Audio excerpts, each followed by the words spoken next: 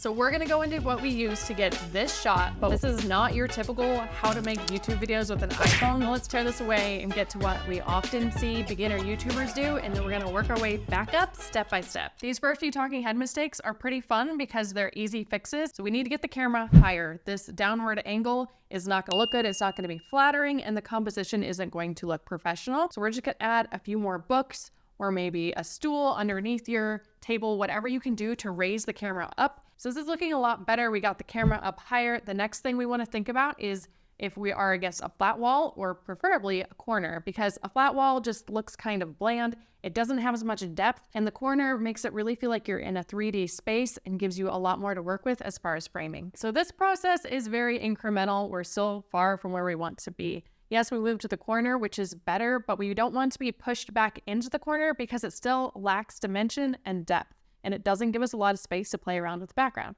So we are going to push the chair further out into the middle of the room.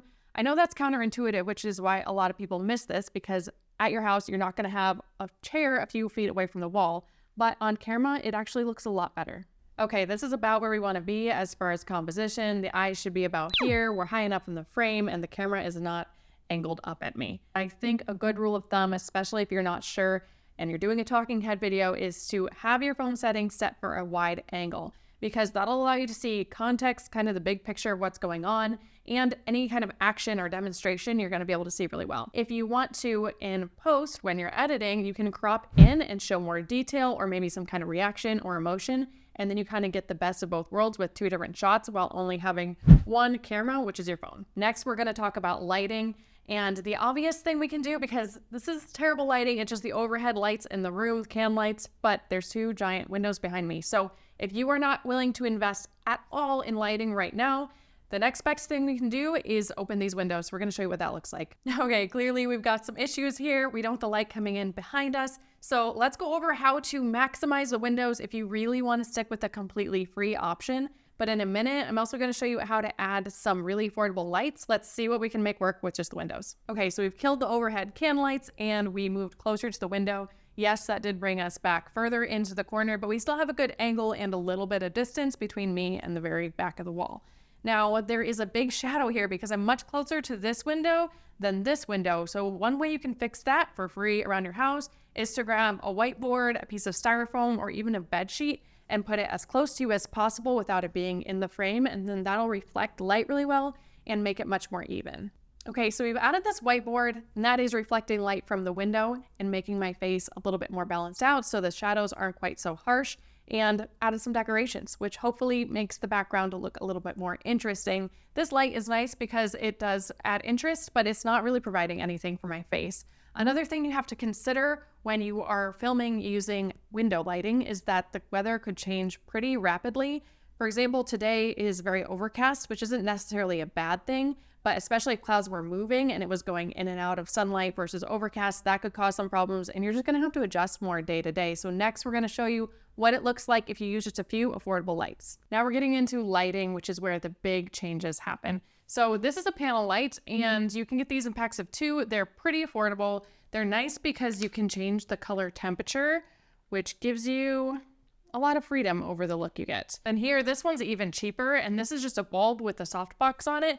So you're definitely more limited on the options, just on and off, but it does give a really nice diffused light. At this point, we have replaced the LED light with a softbox because the softbox is the most affordable option. And if you close the windows, it gives a more stylized look. Another way you can make it more interesting is to add an RGB light.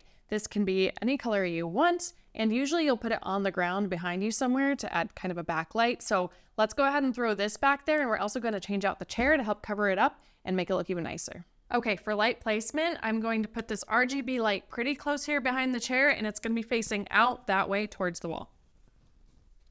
And then, now this key light, the main one, whether it's the softbox or the LED, you want to get as close as possible to you without it being in the frame, of course. So this is really scooted up, and we've used the tripod to try to get it as close as possible without you seeing it. One more thing I want to mention, if you don't want to look so dramatic with a bright blue or green, you want to give a more natural look, you can tone it down. So let's try yellow to match the light back there, and I'll show you what that looks like. So there's an example of the more natural lighting. Now, of course, you could get better than this. We ran through all the setups with the most basic, affordable gear. Okay, so we filmed all of that back at our old office, and now we have this new space, which brings us a lot more opportunities to bring you different setup tutorials and videos. So let us know what you want to see. We could do things like kitchen and food prep. We could do outdoor content or just like DIY setups for teaching concepts, anything like that. Please just let us know in the comments what you want to see there. But we were really excited to start with this one because I wanted you to be able to do it affordably and not have to worry about how much it's going to cost, because I want you to worry about making content and not have to stress about money. And so hopefully this shows you how to get started gradually using natural lighting from windows, props and stuff you have around your house before you know what kind of equipment you want to invest in.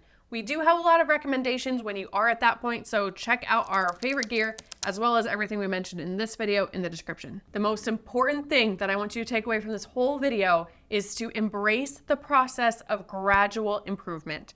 Don't be discouraged if things don't look good right away. Just practice and experiment. I promise you're gonna get there. It just takes a little bit of time and a little bit of tweaking, but it's all part of the process. Later, channel makers.